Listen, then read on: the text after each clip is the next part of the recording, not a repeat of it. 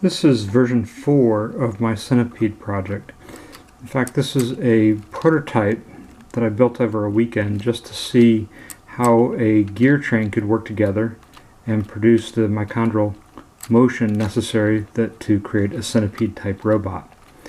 It's a different type of design. I reused the ball and sockets in order to drive the legs, but the gear train is all on a single frame, and this would represent a single module.